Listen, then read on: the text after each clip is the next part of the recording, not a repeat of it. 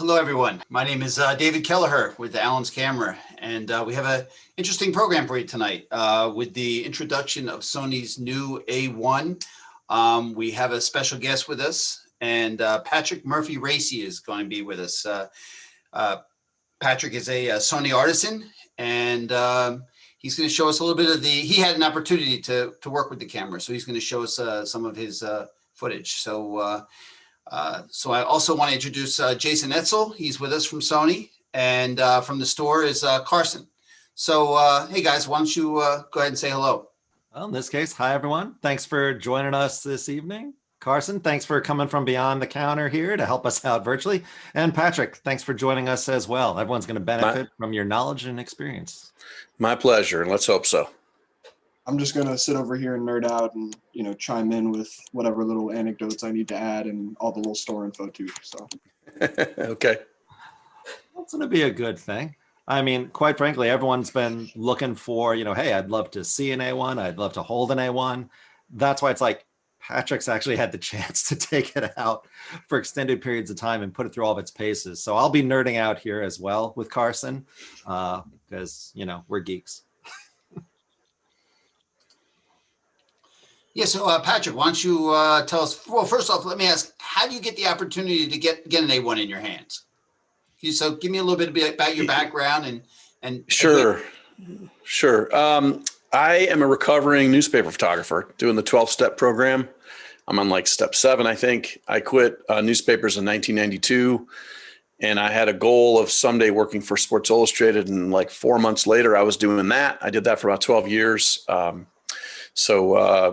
But basically I have been a full-time photographer for 35 years. I've never had a job outside of photography. It's not like a sideline. And I'm the rare beast because like most people these days are not full-time photographers. And I've always been kind of a bit of a technical geek. And so when I became a Sony artisan, when they invited me to become that, I got very excited. And I perceive that one of the most important things that I get to do is to talk to engineers. And I was involved in the Alpha 9 from the ground up. I got to shoot it in January before it was launched in March, and was able to actually work with 5 engineers in Hawaii over a 3-day period and kind of really help them understand how a professional uses the camera. So all of you watching have probably watched tons and tons of YouTube videos made by influencers who are not really full-time photographers. And so hopefully this will be new information for you, although some of the stuff we have to talk about, like 30 frames a second, 50 megapixel. But what I'm going to try to do is convey a real world use of the camera as a working pro. So that's my goal tonight. Okay. Why sports? Do you have a passion for sports?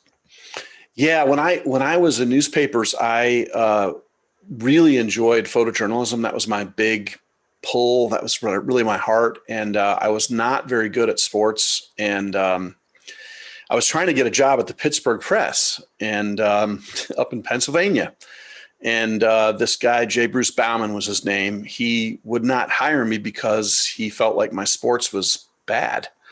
And so I said to him, well, then I'm going to figure out how to shoot sports. And I basically stopped shooting everything else at the newspaper I was at, and I only shot sports. I actually went into the sports department every day and figured out what I could do for them. And I sold all this Leica gear, all this M series Leica gear, and I bought long glass and just threw myself at it, practicing follow focusing. And for those of you that don't know what follow focusing is, it's manual focus. And so I would practice on cars and birds and whatever else I could find. And I got pretty good at it. And I got so good that SI started using me for football games in the SEC and then into the NFL. And then my job got in the way, and I actually quit the paper to work for SI, not full time, but like as a major, not quite like Al Thielman's, which is another Philadelphia boy or Pennsylvania guy. But so anyway, that's my background. So I'm passionate about shooting sports. And what's cool is it doesn't matter what sport it is. So what I'm in love with is capturing the peak essence of sport, the moment of sport, like beyond everything else. That's that's what I love to do. Yeah, I noticed we saw examples of golf, tennis, football, basketball. So it was the gamut. You have a favorite that you like or no? Football. Yep. Football? Yeah. Yeah. I think football is such an amazing sport. You never know what's going to happen. And mistakes, of course, make the best pictures. I love the fact that it could be raining or snowing or sleeting. Mud games are my favorite because there's all kinds of mistakes. But capturing like the essence of what it means to be out in that field is it's everything for me. I wish it was year round. Now it's kind of cool down here. I don't know about up there, but down here we have some D1 schools, some small D1 and D2 schools that are in their football season right now because it was canceled because of COVID, and they're playing spring football. It's so much fun because it's the first time I'll be able to shoot year-round football. Right. Now, when you're shooting basketball versus say football, are you using two bodies? What lenses? I mean, what are you using? So typically at a football game, I'm going to have a 600 f4 with a camera on it. I'm going to have a 50 millimeter around my neck. Actually, it's 55, 1.8. And then I'll have either 7200 or like a 300 f4 or 7200 with a 1.4 converter on it, which is a 100 to 300 f4. Okay. So that way I've got 50, 55 around my neck. That's the oh crap camera. Like, oh crap. And then the other one is like the sort of on goal. And then the 6 is my machine. The 600 f4 and I have a relationship for many, many years. I actually put a 1.4 on it a lot. Okay. So a 400-2.8 is actually kind of a short lens for me for football. It's too loose for what I like to do, right. But whatever. And for basketball? Basketball is usually 4 bodies. 2 would be remotes, 1 at each side of the court on the standard or on the floor. Floor remotes these days kind of look better. I think I'm using usually 2 floor remotes that I'm firing remotely. And then I've got the 24 to 105 Sony G lens on the close side of the court. Mm-hmm. And then the 100 to 400 is the one area where I like the 100 to 400 GM better than the 2 to 6 is for basketball because it's so incredibly lightweight and you just whip it up and down, whip it up and down. Right. And then that gives me 400 down court and it gives me 24 to 105. So I'm like literally 24 to 400 with 2 bodies. It's perfect. Yeah. I always found that fascinating, basketball. I used to do a lot of work with the Sixers, and I would sit down on the baseline shooting. I was shooting video though, so okay. But I was always amazed at the operators, and then they'd be up in the ceilings with their strobes and setting. Yep. Things, so yeah, I use strobes as well. Love it, man. Nothing like it. Yeah, Patrick's that guy that you saw up there. Oh yeah. Well, hopefully he didn't see me, but yeah. Man, no, I'll let you get in your presentation. If any questions pop up, we'll let you know. All right. All right. Sounds good. So I'm going to go ahead and share. All right. So yeah, you already know the dates. We can pass on that one. The lead on this camera, of course, is 30 frames a second, but I don't think that's the most important thing about it. And Sony may not like me saying this, but 30 frames a second is too fast for a lot of sports. It's just too quick. It's too many frames. It's just too much editing and deleting.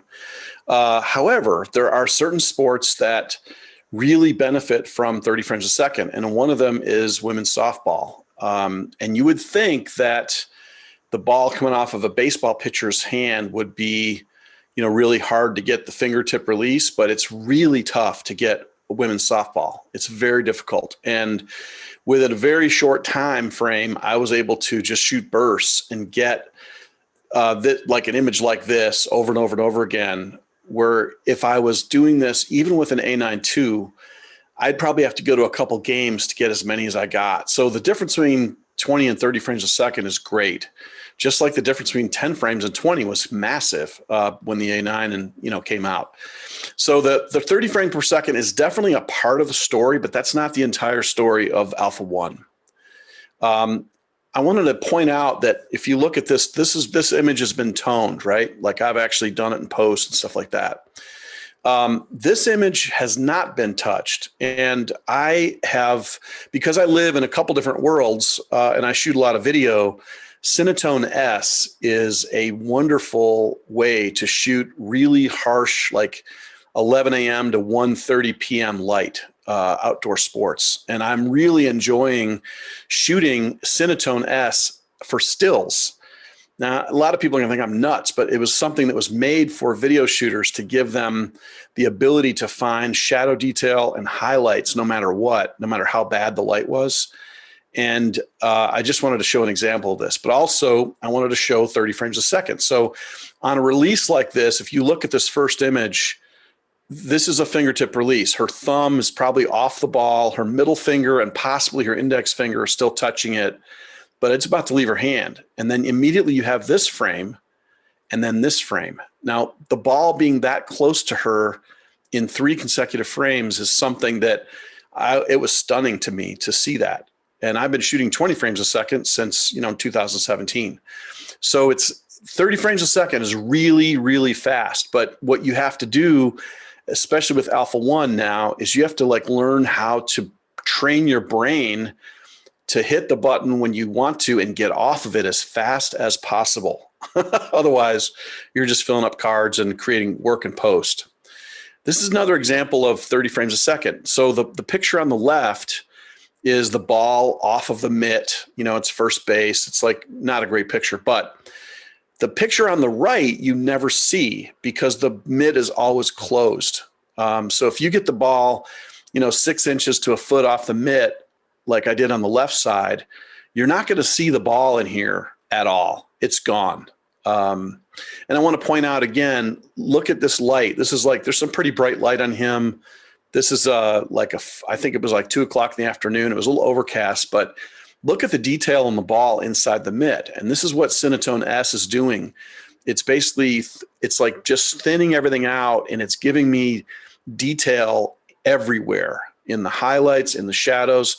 If I wanted to pull this into Affinity Photo, which is what I'm using now, or Capture One, I could recover tons of detail in this really bright sleeve. But I could also pull this out of shadows, no problem. I could look at the bottom of his shoe and find tread down in this area. So this is something that people for years have been buying cameras based on specifications and by the sort of options the camera has. And really at this juncture, that's a bad idea. You've got to look at the sensor. The sensor is the heart of every camera now that's all digital. So the sensor is so important. So it's a big piece of the puzzle when people are thinking about and contemplating switching to Sony. The Alpha 9 and the Alpha 9 II have 693 autofocus points. So this thing has 61 AF points more than those 2 cameras. But that is not even a big deal as much as this part here.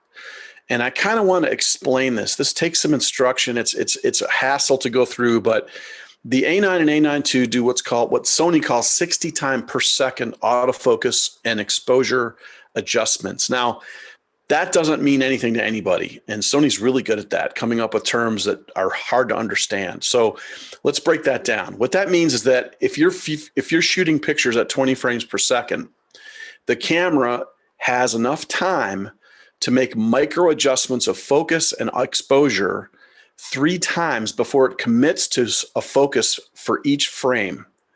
So that's 60 times per second adjustments for autofocus and exposure.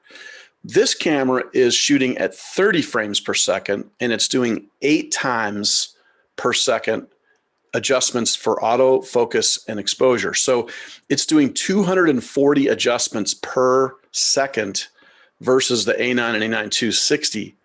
It is smoking the A9 II like you cannot believe. And, when you go into shooting the Alpha 1 for the very first time, it's a gas. It's really fun.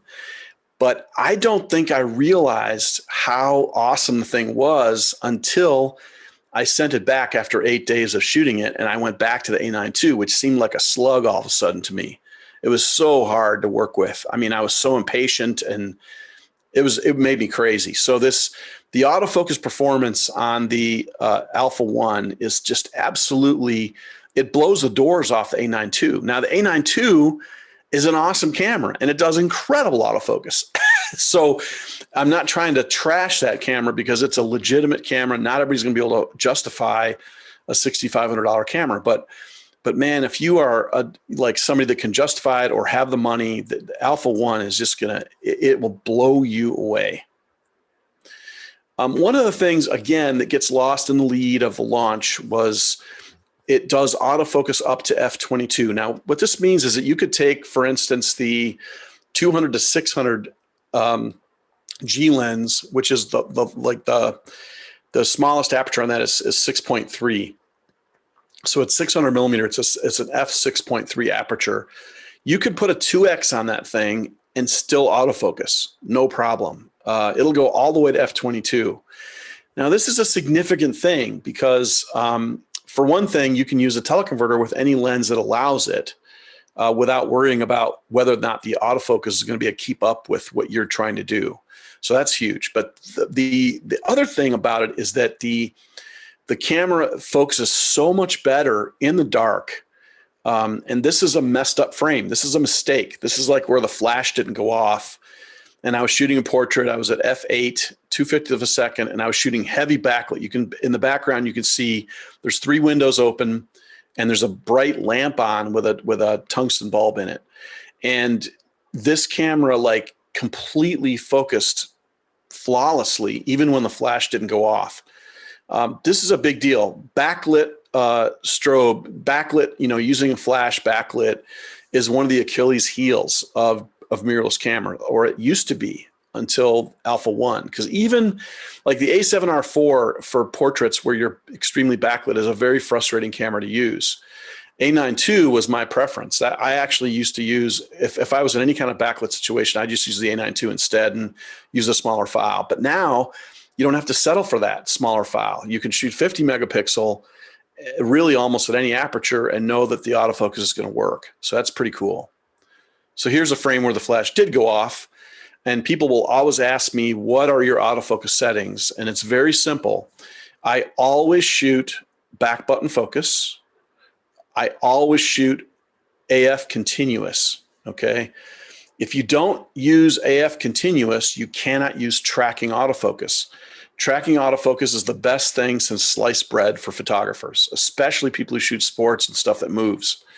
So the inside of the camera, just think of it as an upside down T. And so you'll have wide area at the top, and then you roll down, and basically at the very bottom, you'll find the tracking options, which are the same as the above ones. But the difference is that you have to have a lens on the camera in order to access tracking. So a lot of people get the camera out of the box and they try to activate tracking and it won't work, and they think there's something wrong. You just put a lens on, and it has to be a Sony mount lens, an E-mount lens, and then the thing will wake right up and it'll allow you to go into tracking. So I use tracking flexible spot medium for virtually everything. The only exception is with the 600 f4, especially with the converter, I go to small. But for most everything else, I use tracking flexible spot medium, and it just does everything great for me. So really like it. This last picture is the 85-1.8. This is the 135 GM. It is my absolute favorite lens to shoot portraits with in my lifetime. I'm a guy that used to shoot Leica M. I shot CNR F and F2s with all the fancy glass. I shot the Fuji GX680 system, which I absolutely loved. I used to hand hold that thing for portraits with tilt involved too. The 135 G Master is so sharp. It's breathtaking. And I make myself use it on assignments where it's not really even called for, because I just want to look at the pictures, honestly. So take a look at her right eye, and then you can see what's possible with Alpha 1. And I know you're on, it's not the greatest quality, whatever, but when Sony says a camera does IAF, they're talking about the iris. So some competitors will say IAF and it's eyelashes, or it's eyelid, or eyebrows, or Sony's cameras are doing iris autofocus, and that's the part that has color in it, this part here. And it's just absolutely stunning. And you can see between the combination of the sensor of the Alpha 1 and the sharpness of the 135 GM, you can see split ends in her hair. I mean, you can actually see dandruff and hopefully she's not watching this. You can see the mascara on her eyelashes. You would actually have to work on this picture a little bit because there's so many blood vessels. It's not because she was all up all night drinking. It's just that's what a human eye looks like when you get that close.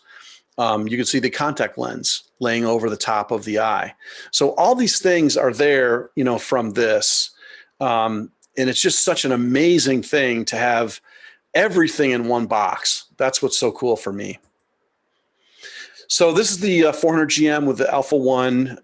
This is wide open at 2.8. I always shoot at 2.8. I never shoot at f3.2. That drives me absolutely crazy when I see sports photographers shooting at 3.2. And I want to make a little commercial here that is not going to help you. 3.2 is not going to get you there. And when you're using a DSLR and you're shooting bursts at 10 or 14 frames a second, the reason why people shoot at 3.2 instead of 2.8 is because they know that they're going to lose focus. Like every third frame is going to drop a little bit. I haven't used unsharpened mask since I switched to Sony. It's just not a part of my world anymore. So if you know what I'm talking about, you are a candidate to go to Sony, and for sure the Alpha 1.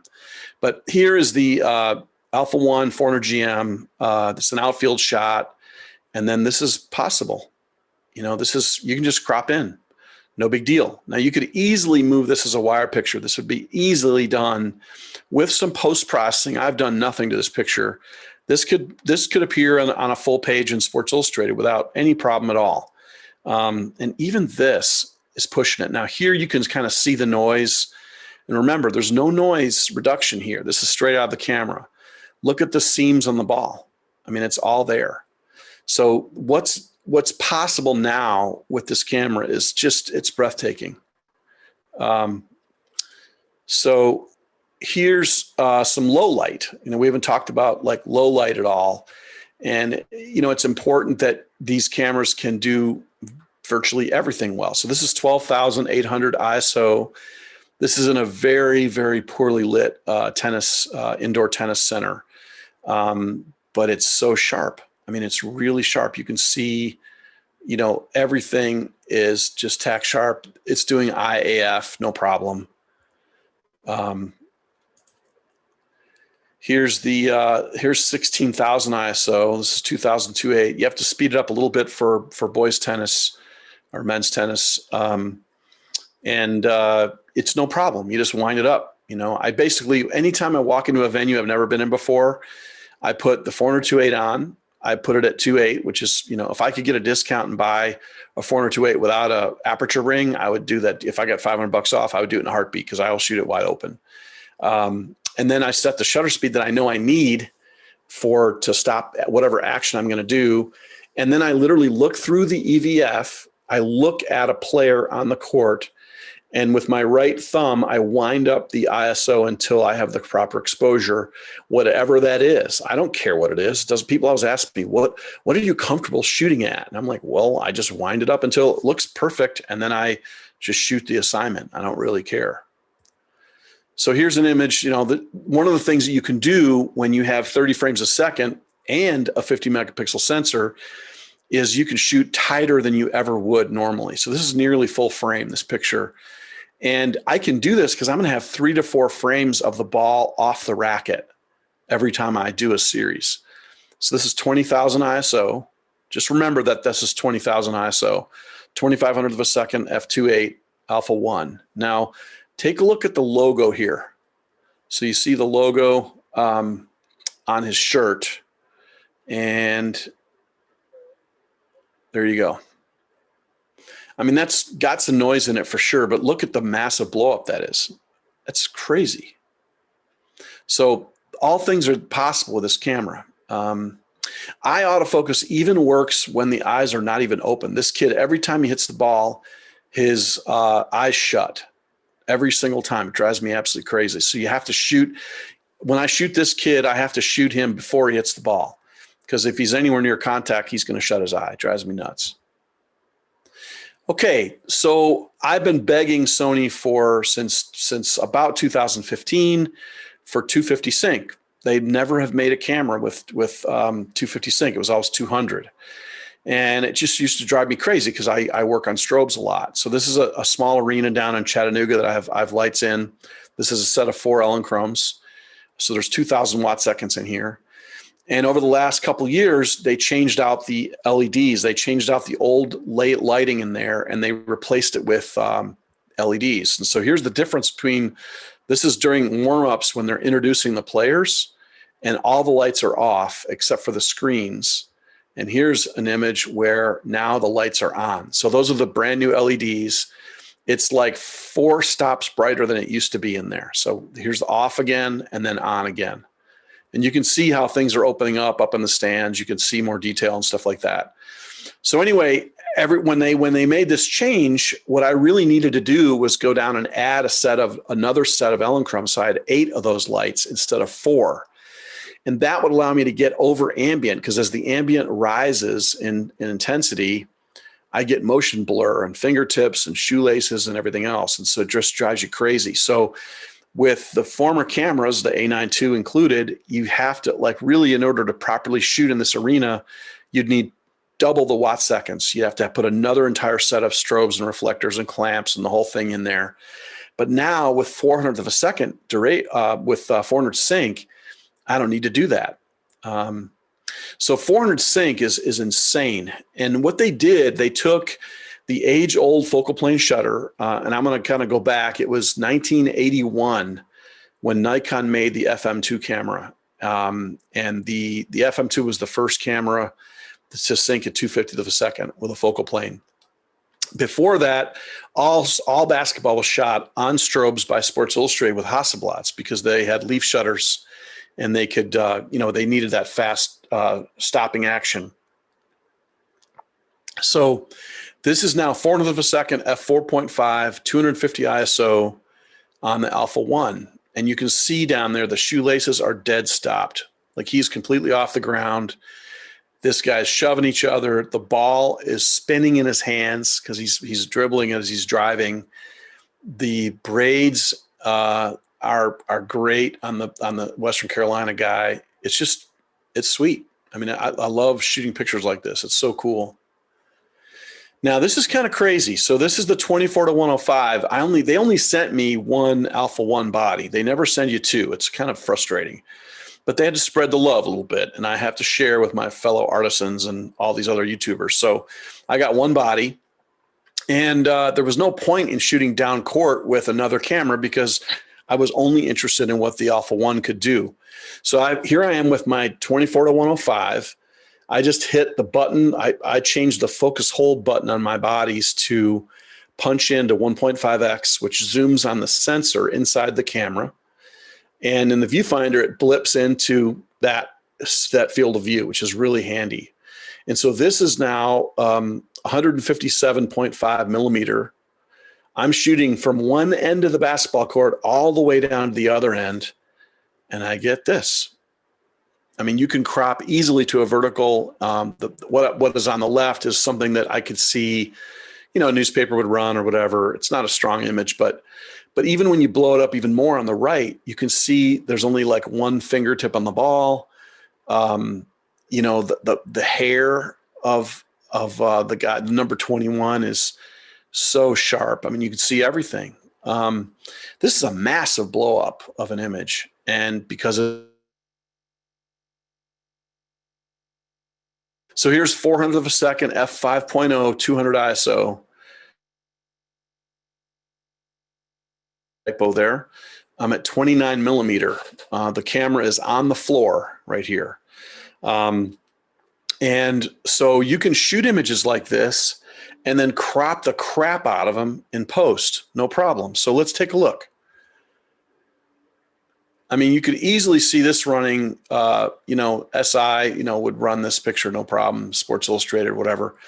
The one on the right is starting to kind of come apart a little bit, but it would be a great, like a jump page or a, something on the masthead on front page to tease into the story inside or whatever.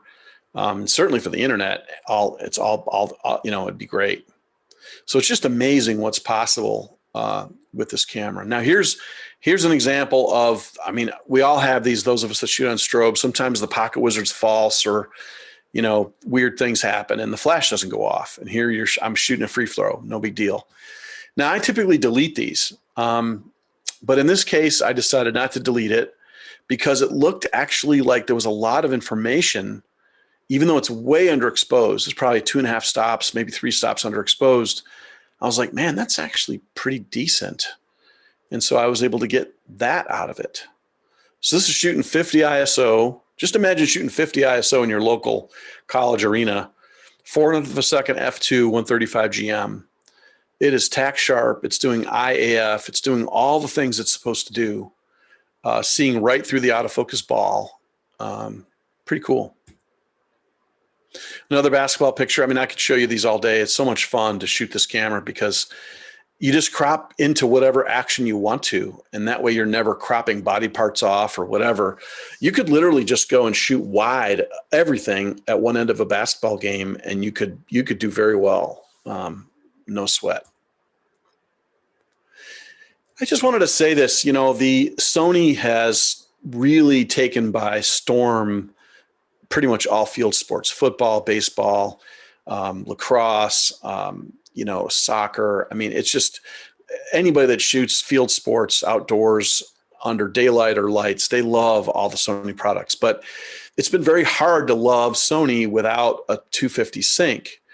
Now that they have 400 sync, they have something that no one else has.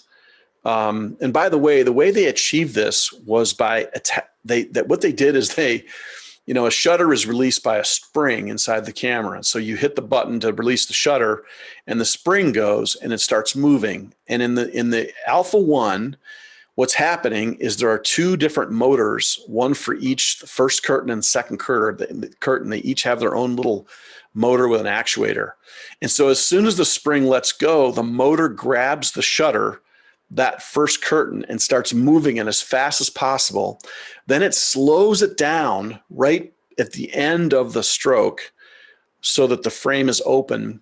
And then it brings it safely to a rest while the second motor is doing that to the second curtain. And so what it's doing is it's rushing an age-old process, which has always taken place at 2/50 of a second. And by adding this new technology to an existing old technology shutter, they've achieved something that no other camera companies achieved yet, which is 400th of a second true sync. It's not a high-speed sync. It's not a fast sync or a high sync.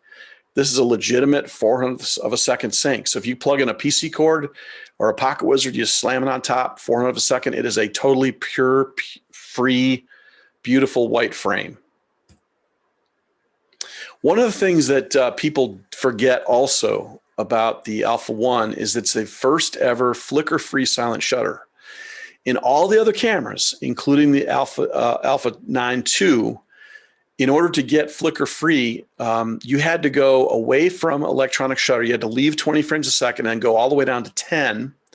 And if you read the fine print, which no one ever does, it will tell you that when you use flicker-free settings on the mechanical shutter, your motor drive kind of slows down to around 8 frames a second. Now it'll vary between 7.5 and about 9.5 frames, depending on because the shutter is literally retarding and advancing to capture the most light at the peak of the cycle of the lights. And so to be able to go and shoot 30 frames a second and have flicker-free silent shutter is revolutionary. And for people that shoot every week in these crappy low light places, this is going to be a game changer, big time. Now, what I tried to do is promise you a real shooter's experience of the Alpha 1. And the best way to do that is to actually show you video. So what I did is I took an Atomos unit and I did HDMI out, and it's kind of clunky, but there's a way to do this. Now, there's a couple things I want to point out. Just like in the A9 II and the A9, that's going to show the buffer. And you're going to see, as I shoot a burst of images, that's going to read backwards down to 0, and it'll disappear really fast. The second thing is you're going to see one of 3 different things. You're going to see IAF, which is this icon. You're going to see the box that's over his whole face, which is face detection. And sometimes you're going to see the tracking icon, which is a single box with one line on either side of it. Now, down on the right here, down in this area, you're going to see a little weird box that I don't believe has been on any other camera. I think this is new to the Alpha 1. And it's an icon that shows you that you're in crop mode. It says you're 1.5x, you're zooming on the sensor. And then finally, in all four corners of the viewfinder, when you see a bright blue flash, each time it flashes, it's taking a picture. And it's really fast. So try to keep up and watch that we're at 8,000 ISO, 4,000 of a second. This is the 135, 1.8. And I am punching in and out as I'm shooting because a lot of people wanted to know, hey, can this camera shoot a burst and then let me look at the images right away? And so this is what's going to happen here. So let's watch. So you can see how there's a flicker. So it's showing flicker free.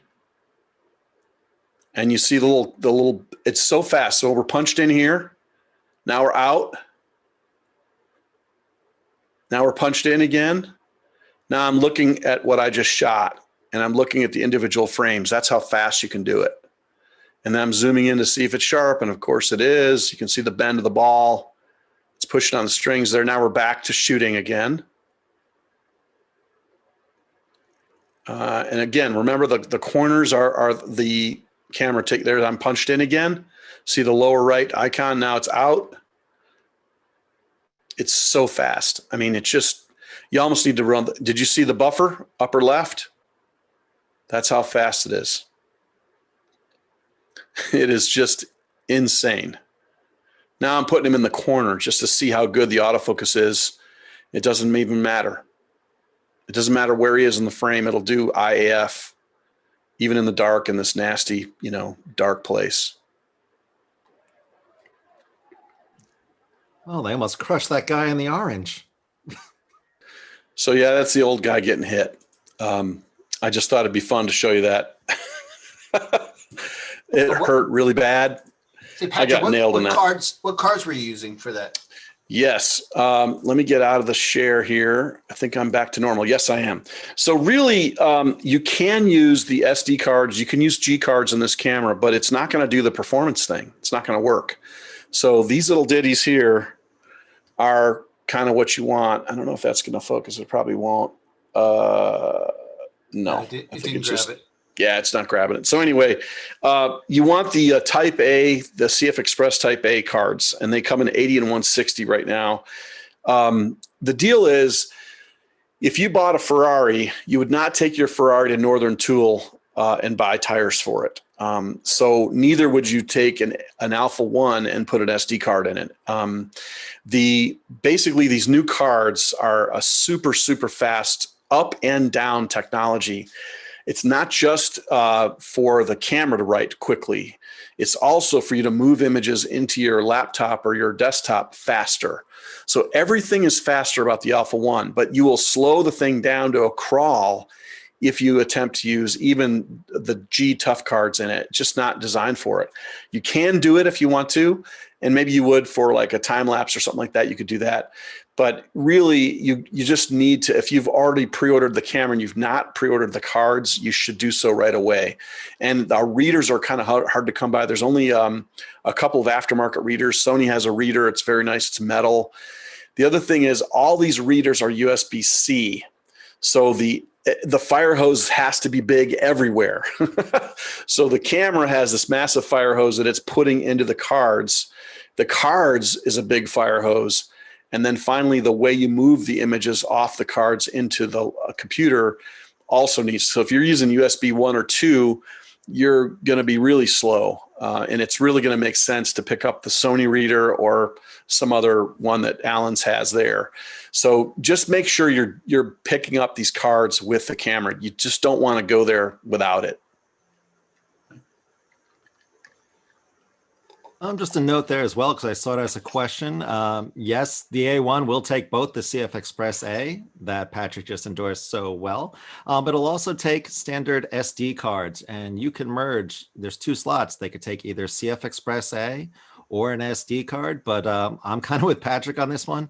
If I have a Ferrari, yeah, I'm going to some place that I've never heard of before for a tire. That's going to be the best thing for it to go through.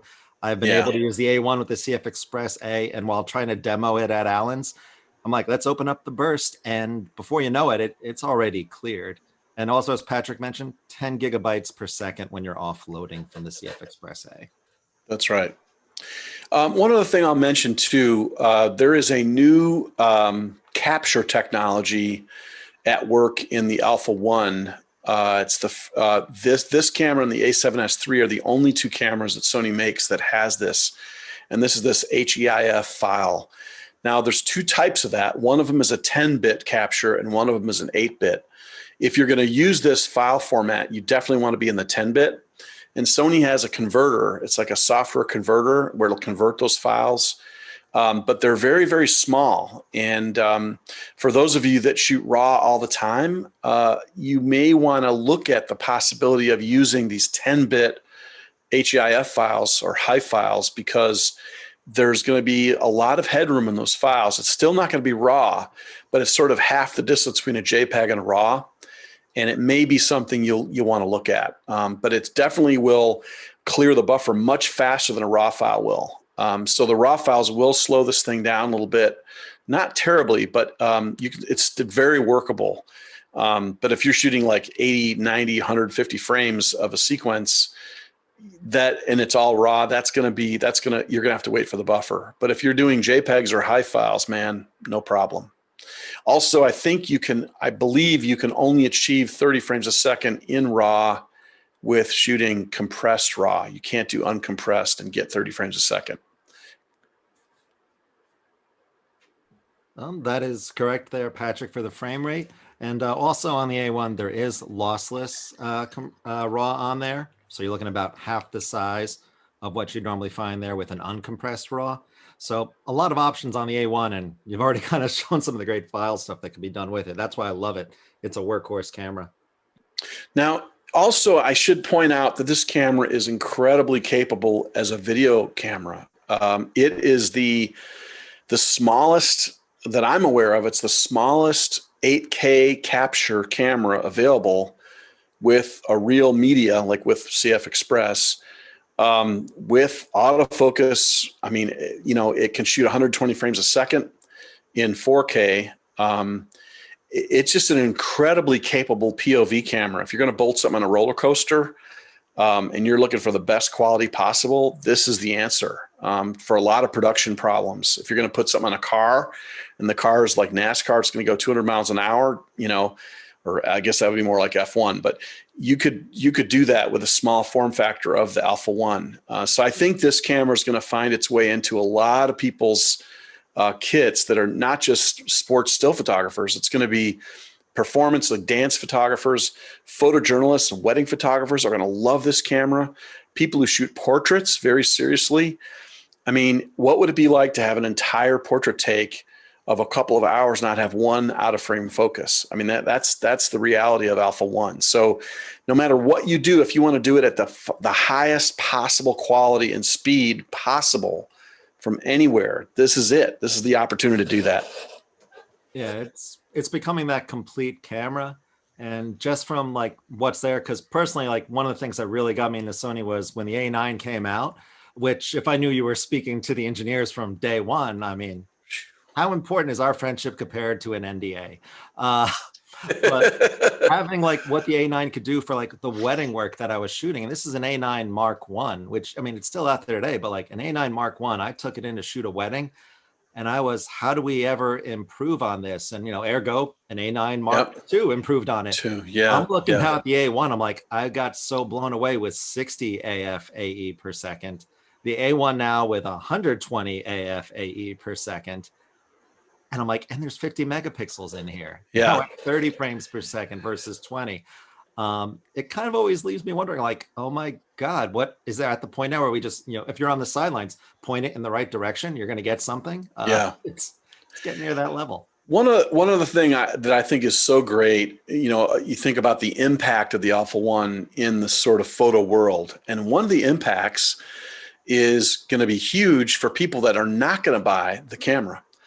It's for people that are going to buy used A9 IIs and used Alpha Ones. Because this camera, this Alpha One, is going to create used cameras where there really weren't any before.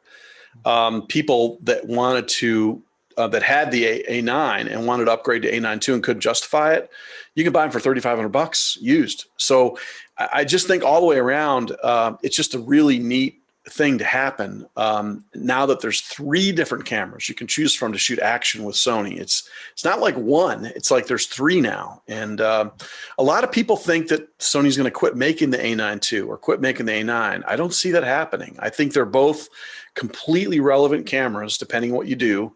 Like as an example, if you shoot downhill skiing, the A9 is awesome. You don't need flicker free. You don't need that for downhill skiing. You also don't need a 400 sync strobe. So there's a lot of I think there's going to be new access to people that have never been able to get to the A9 or A9 II than ever before with the advent of the Alpha One. Carson, yeah. Jason, don't mean to interrupt. Carson, are you seeing that at the store now? Have you had people inquire about trade-ins to get to the A1? Yeah, we are seeing a huge demand and a lot of people coming in with trade-ins, a lot of A9s and a lot of A9 IIs as well. But even people from other systems that are looking to swap over, and a big influx. You always see people carrying big cardboard boxes or big plastic bins. I mean, they were pulling everything out of their closets to see what they could get some sort of value for. And it's always fun to see that stuff. But yeah, this has been one of the most in-demand cameras that I've seen since I started working at the shop. So it's definitely been a big deal. Yeah, so Andy reached out to us with a couple of questions. He wanted to know, as far as the A1 waking up, is it longer than the A9 II? Well, for one thing, if you are concerned about that, Andy, what you can do is you can make the camera stay awake, no problem. So you can just turn that off and the camera's always ready to shoot and ready to fire. But I typically leave it on like about 3 minutes, I think. And typically when you pick it up and just touch the shutter release, it's ready to go really fast. I think it's quicker than the A9 II, but I just can't remember any time where the camera wasn't ready to work when I wanted it to. So I think we're in good shape there, Andy. Okay, and how about the autofocus speed? Better than the A9 II?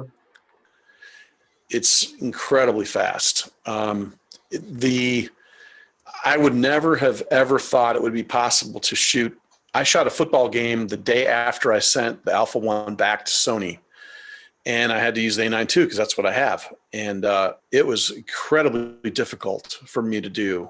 It was, and initially when the camera first came out, I thought, well, I can justify one of them, but not 2 of them. And within 15 minutes of shooting that thing the first time I did, I realized I'm gonna have to have 2 at least, maybe 3. Because you can't deal with, you get so frustrated if the thing isn't doing what you want. So I think you guys are back now. Have I dropped any audio at all? Got it. No, you got it. You got it. Okay, good. So did I answer? Did I get that question right? You got it. Yep. And it seems like Andy's a birder because he was concerned about the bird autofocus. And how good is it, and will it track small birds in flight?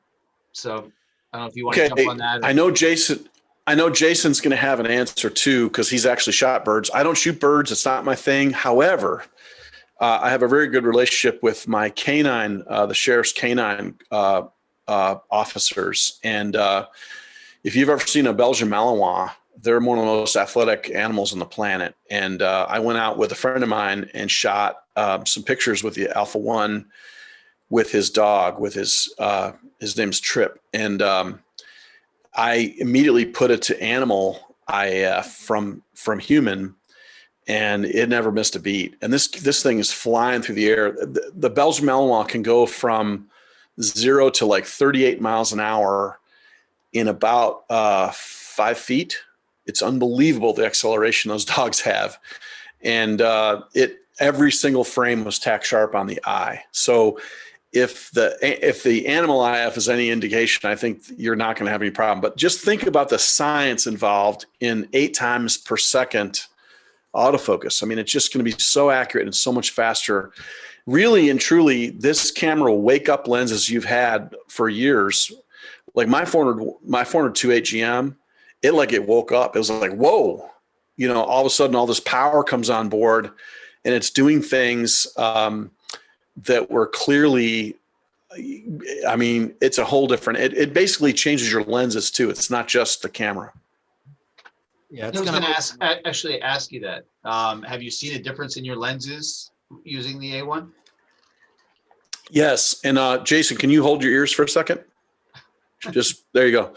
The Tamron lens, the 180, the 70 to 180, a lot of people buy that lens, and it is a slug on an A9 II. It's much faster on the Alpha 1. I just love the 135 1.8. I don't really need a zoom. I make myself use that lens all the time, but I also have to have a zoom. And I elected to buy that because it was less expensive and stuff. And I kind of avoid it, to be honest, because it's kind of slow, but it's not slow on the Alpha 1. Wow. So I think any lens you put on this thing, but especially the lenses that have the lateral autofocusing motors. So the 600 GM, the 400 GM, the 135 GM, even the 24, these are the lenses that are just going to make the thing just come alive. It really, really is pretty neat. Great, great. No, go ahead, Jason. You were going to say I was something. going to say, to follow up there also to Andy's question, and also, kind of build on what Patrick put in there. A lot of times when you see a Sony body come out, a new one, especially like the A1, it's the first of its kind. There is so much forward-moving technology that's been put in there. And as Patrick said, it breathes new life into some of your glass. Because there are times where, in this case, we'd prefer, obviously, everyone shoot with a Sony lens, but whatever lens that may be on the E-mount body, we salute you. But it can give, if you will, a kick in the pants to its capabilities, because now the camera can do more. Whenever we're developing, it's like, hey, we're putting this in the camera. We want the glass to pair along with it. And in some cases, to the nature of your question there, I was able to do some stuff with the Bird IAF recently in my travels. Even when I was over at Alan's camera, we saw there's a puzzle there of, I think, a red-tailed hawk by the register. And just from across the store, it's like that thing was picking up on a puzzle where there's already all these pre-cut things to take out, the shape of the bird, because it's a puzzle. It was still able to identify even on that surface to come through. And when I do some birding work for a long time now, it's been usually the A7R4. Patrick showed this in some of his shots as well in basketball. It's like, hey, you can crop in your sensor. You're still doing so well. I would do that with the R4 because 61 megapixels to 26, that was my jam. I did some birding with the A1, and aside from me going like, this thing is impeccable, even at 21 megapixels, I noticed in shooting birds, the new EVF that's on the A1, it kind of blew the A7R4 away, because there's now 9.4 million pixels in that A1 EVF, and it just made everything birding better. And Patrick, I'm curious, as one who wears the bifocals, did you see a lot of difference using the EVF with the sports as well? Yeah, and here's the thing, on the Alpha 9 II and the Alpha 9, it was very frustrating to do punch in because the camera would not resample the video. In other words, when you're looking through the EVF on the A9 or an A9 II and you punch into 1.5x in the sensor, everything gets really fuzzy and noisy because you're just resampling the smaller image and blowing it up without having a change of quality. The quality is so high on the Alpha 1 that you don't even notice when you punch in. It still looks super sharp. The other thing I love about the EVF on the Alpha 1 is it has the high eye point. It's got eye relief. So there's two settings where you can actually push the entire viewfinder back a little bit. So for the first time, I can look through one of the full frame cameras and see everything in the viewfinder with glasses on. That's never been possible for me before. And so these are both kind of EVF related things. Now, there's one other thing I want to talk about. The EVF is super fast. It's the fastest EVF Sony's ever made. It's 240 frames a second if you turn it all the way up. If you turn this camera all the way up to 240 frames a second, you're going to go through some batteries big time because it is a huge draw. I think that the viewfinder might draw more than a G Master lens does in autofocus. Because when I first got the camera, I got worried about it. And I was like, because I turned everything up all the way. Like, why not, right? It's a Ferrari. I'm going to see if it does 185. But I basically did that, and I saw this massive change in battery life. But when I kind of realized what was happening, I turned it back down to 120 frames a second, which is the same speed as the A9 II. and everything went kind of back to normal. So I would tell you that there are certain sports like F1 auto racing. If you're trying to do pans with F1, cars going 200 miles an hour, you really need 240 frames a second in the EVF. If you're doing NASCAR, you don't. It's not that fast. If you're doing speed skating and you're like on the outside of the oval as they're coming by, you probably need 240 frames a second. But for basketball and football, no way, you don't need that. So just basically use the speed that you need for what you're shooting. If you're shooting portraits, turn it all the way down. No problem. One of the other things I'm thinking about now is we're talking about the viewfinder, and this obviously goes very well for following action in sports, but also for wedding events. That zero blackout that came over from the A9 tech. Oh man. At 30 frames per second, we always used to joke with the A9 and 20 frames per second, like we're panning, there's zero blackout going through. It's like you're shooting a video. Now I'm like, well, 30 frames per second. Yeah, we kind of are doing that. I also saw here, Rob, your question, because you were asking about A9s and Allens for trade-in. It's one of those things that it's always good to come in first off. And this is a nice little pitch here, but it's genuine. I want you all to know, coming from me, I just love a traditional camera store. Allens is one of those. To walk in and be like, oh my God, here's a store that actually is taking trade-ins. Here is some used gear. Here's our new gear. Anything goes wrong, they're taking care of it for you. It's one of those things that I'm like, I could go in there and I know they're going to give me the best price that they can on it. Yep. In some cases, hey, I could pick up a lens with a little bit, taken off the top there. And I just want to say a thank you in this case as well from Sony and Allen's camera. For those who joined us tonight, if you look in your email, there's a little thank you that we put in there for you. That's going to make you happy there, Rob, as well.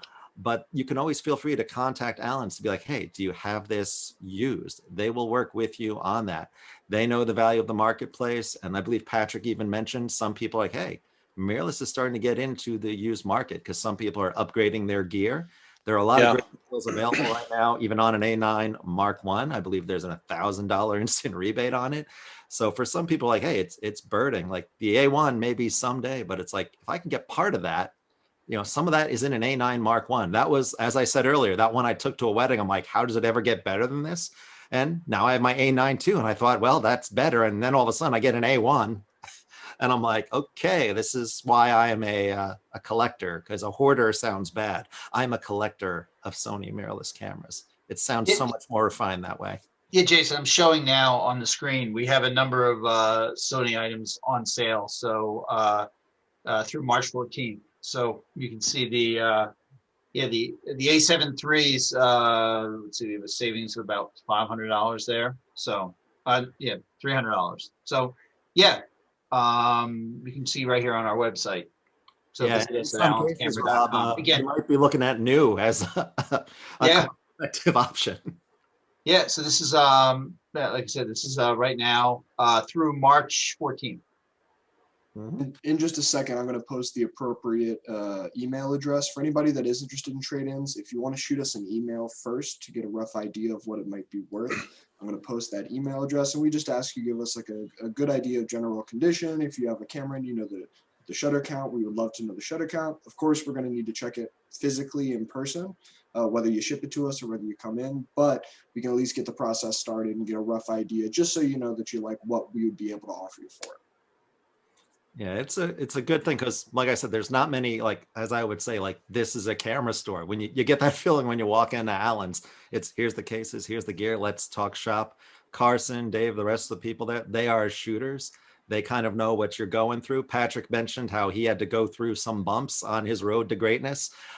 It's a store like Allen's where he's like, okay, give me the value I got out of this M-mount stuff because I'm getting into sports. This is the kind of place that can work with you on that. And, as the official guy wearing the Sony shirt and everything here today, we try to do as much as we can with the store itself. We like to be like, hey, we're going to, fingers crossed as things are getting better out there in the world. It's like, let's get back to doing more photo walks. Let's talk shop on some things. Let's do more classes like this. They are always willing to work with you. We are always willing to work with them. That's a rare thing to find sometimes in this day and age, especially as we're all like, hey, just click the button online, it'll show up. I like to have a good conversation with Carson, now the most famous Carson in Pennsylvania due to recent trades. But but it's So, one of hey, those. Jason, I don't want to put you on the spot, but this is a question we get quite often. What is the availability of the A1? Patrick and I are still want more.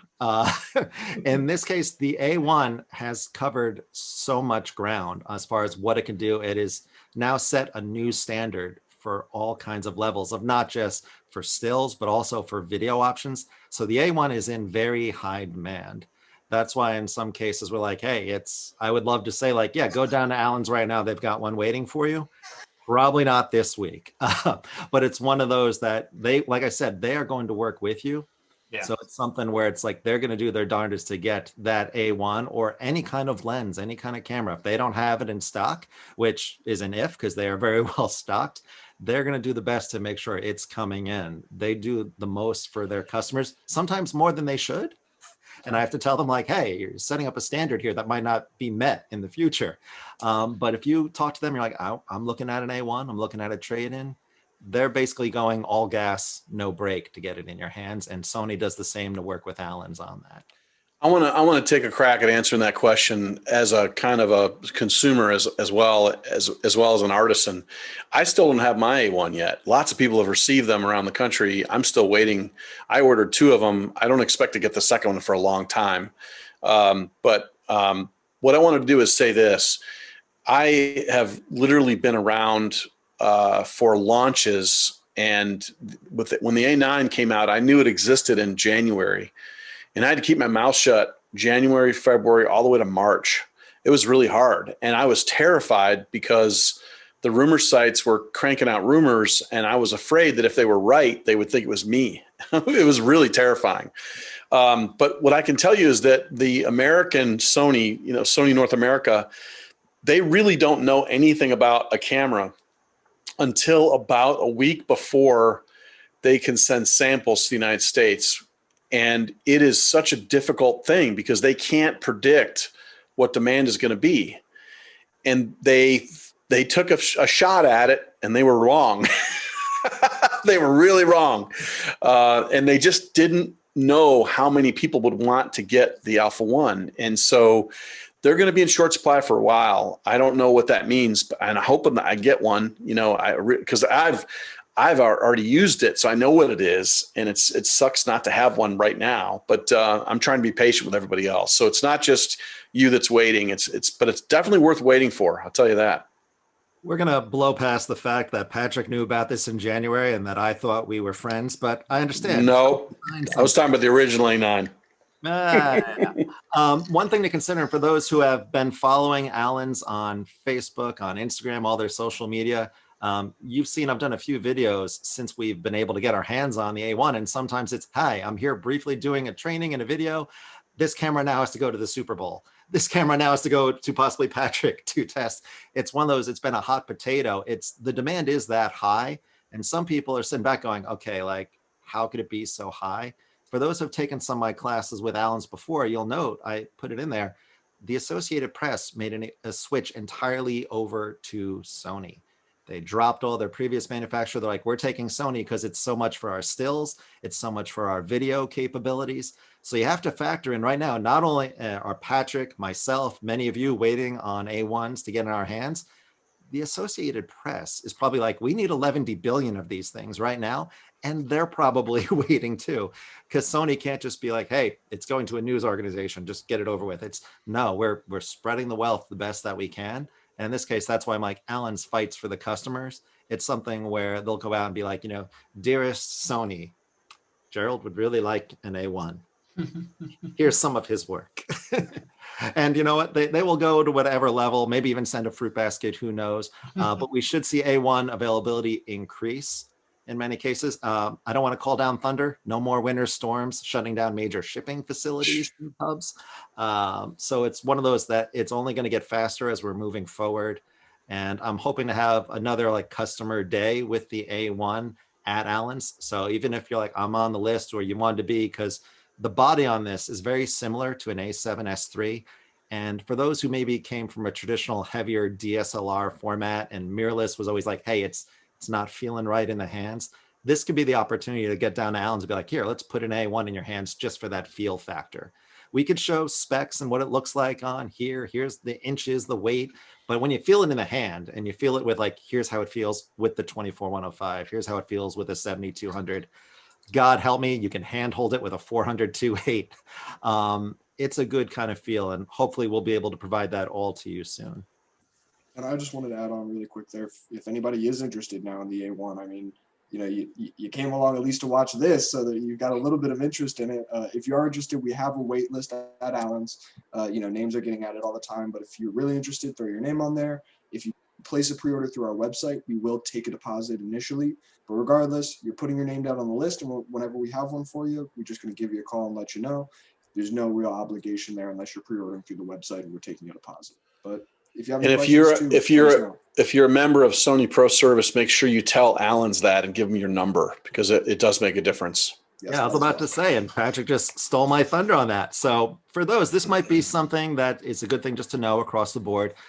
We've seen some questions come in where people are like, hey, maybe I will trade in this camera to get this. And there have been times where, you know, even at Allen, someone's like, do I trade in this camera? And it's like, hey, it's an older camera now. For what it's worth, maybe you want to keep it as a backup body. In some cases, I actually spoke with a customer yesterday. He has an A7 II. So we're looking at like the first 5-axis stabilization body.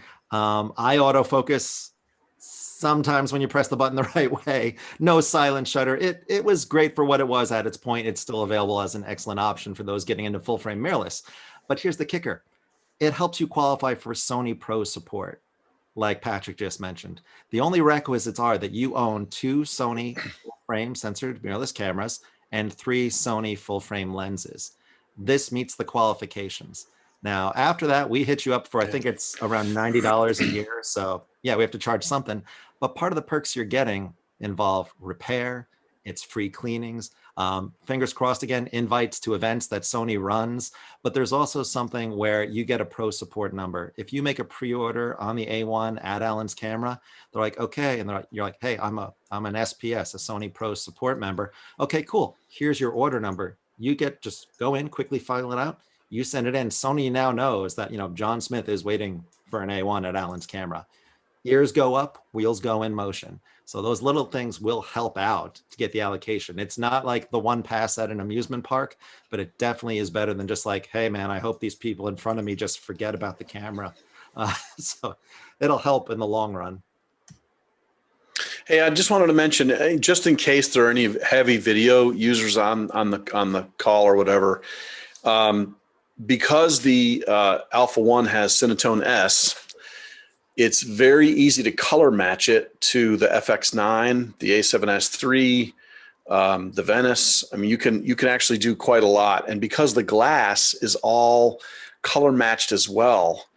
So if you're mixing G Master glass in with the cinema lenses and stuff like that, all this stuff is all in one little, it's great. It's the one mount lens thing. So it's a very powerful tool. And remember that if you have the really fancy Super 35 lenses like Ingenieurs and the Zeiss and stuff like that, you can't shoot 4K in S35 on the A7S III, but you can do it on the Alpha 1. So there's a lot of reasons for Alpha 1 to be like really, really important for the motion picture film and independent film industry. So it's quite a remarkable camera. And even to that effect, I mean, I'm a big Sony fanboy, don't get me wrong.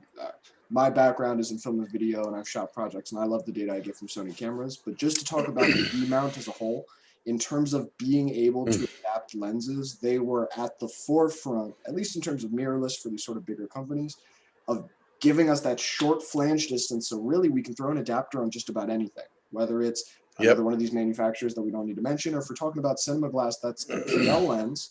We had the capability of throwing an adapter on there, you know, height, positioning it just right so that the camera sits where you need it to. But once you've got that settled, you're able to do that. And I've actually shot a project with adapted PL glass on an FS5, and I thought it just looked lights out, in my opinion. So I am a big fanboy. I'm definitely a little biased from my experience in the past, but I recommend anybody that does shoot a lot of video heavily consider some of the options that Sony's put out.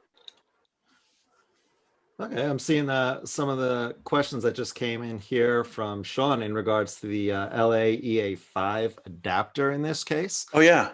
So Yeah, I got to shoot that. That was cool. I was about to say, if you want to speak on that, because for those who are maybe like, okay, because the question here from Sean is also our legacy lenses. Those were A-mount lenses. That's when we were a semi-translucent, mirrorless, so to speak, company. Those were our older models. It was based on a Minolta mount. We still support those. And as Carson just said, like part of the beauty of the E-mount is all this versatility. We still make those adapters to take A-mount to E-mount. Patrick, if you'd like to comment on some of that with that adapter, as you just said, you got some shooting time with it.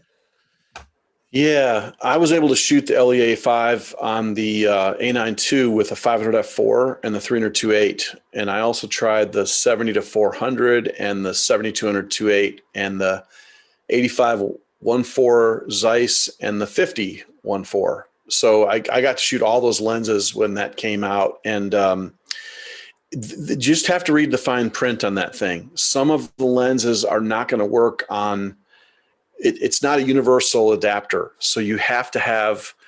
I believe A9 can drive the screw mount glass. All the A9s can drive the screw mount glass, and I think all the cameras can do the SSM glass. So if it's got that SSM moniker, it can do it. But like a lot, like for the A7 III, for instance, I do not believe can drive anything with screw mount. So just read the fine print. You can go on Sony's website and find the LEA5 and then look at exactly what it says. Because I don't want you to be just disappointed. But if you've got SSM glass, Alpha 1 is going to make the thing rip. So yes, Alpha 1, it'd be great. And it's going to be a higher performance, faster and more accurate autofocus than it would be on the A9 II. But remember that in order for that technology to work, the Alpha 1 has to dumb itself down into DSLR age. And then I think you're relegated to 10 frames a second. So it's not the same experience as E-mount, but if you have those lenses already and you want to continue to use them, I think that would be a viable option. Yeah, it does give a second lease on life to the glass that's out there. As you mentioned with the other brand on the A1, it became something else. But you look at the old adage of, hey, you're dating your camera, you've married a lens. There are times where it's like, hey, this lens that maybe was on the shelf, it can now have a second lease on life with an adapter on a Sony E-mount. That's right. And in some cases, that's right. I've gone in places and Carson could probably speak more to this, but someone comes in like, hey man, I love this lens, but I don't have the body for it anymore. It's like, oh, here's an adapter. Let's make it work. Or in some cases, hey, there is no adapter. Okay, well, we're trading it in now because it's going to fund a good chunk of the lens I do want. Yeah, and one other thing I'm going to say, Chad Wadsworth is another Sony Artisan friend of mine. He shoots a lot of music down in Austin, Texas, and he is in love with those old Zeiss lenses from the A-mount, and he shoots them all the time for portraits. They have a different look to them, and it's not the same look as a G Master, so it's just different. It's not like better or worse, it's just whatever you prefer.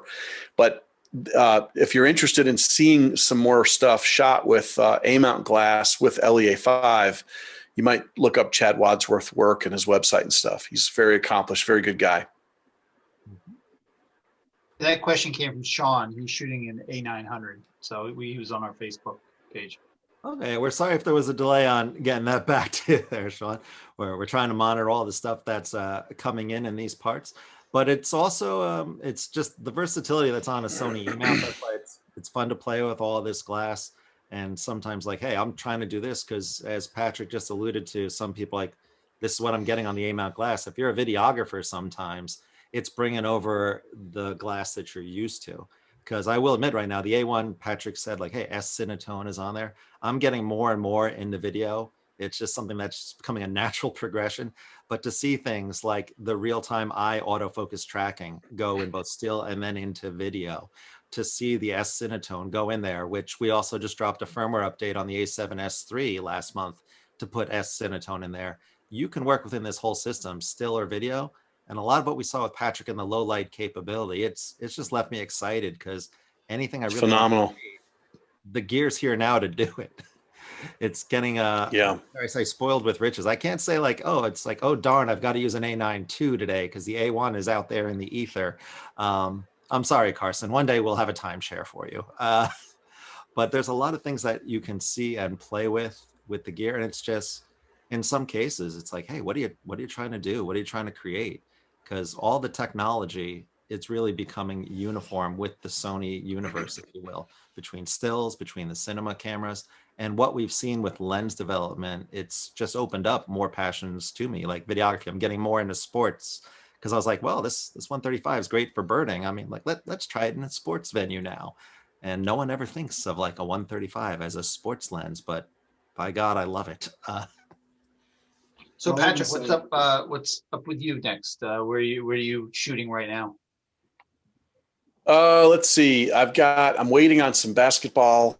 I'm hoping for some basketball stuff. Believe it or not, I'm actually starting a project for Sony using the Xperia 1 II phone, which is an insane phone. They make a phone with 3 Zeiss lenses in it that shoots 20 frames a second and does animal IAF. I mean, it's like the same specs as the A9 II. So, so I'm getting ready to drive across country. I'm heading out to Arizona to ride my motorcycle, and I think it's going to be the perfect companion for me to have this Xperia 1 II phone.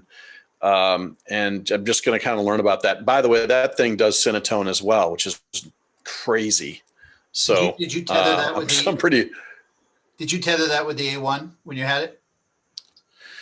No, I didn't have them at the same time, unfortunately, but I did. I'm glad you asked me that question, David, because one of the other things I wanted to mention is that the Alpha One can move a picture into Imaging Edge faster than I've ever dreamed possible. So I've got an iPhone 6, I think it's a 6. And when I first did it, I was at a football game, and when I sent my first picture to the camera, or from the camera to the phone, just to do like Instagram or whatever, I was blown away. I was like, oh my God, that must not have worked. And I did it again. And of course, when I opened up my phone, there were 2 pictures there instead of 1. So the speed doesn't just stop at the frame rate or I'm not sure how they did it, but I guess the Alpha One has multiple antennas all over the camera instead of just one. And it allows information to flow out of the camera on more of like a multi-lane interstate instead of a single pipeline. That's the best way I can explain it. And it is fast, man. So but I think that there's going to be I think the AP photographers in particular are going to want to be using Alpha One with the Xperia 1 Pro. And that phone, by the way, can double as a true 4K monitor, which is, again, it's just insane. Like the stuff that they're doing. I just ordered a 1 terabyte micro SD card that I'll use in this Xperia 1. I mean, Apple's never let me buy my own damn memory before. I'm so excited. So I'm pretty pumped about that.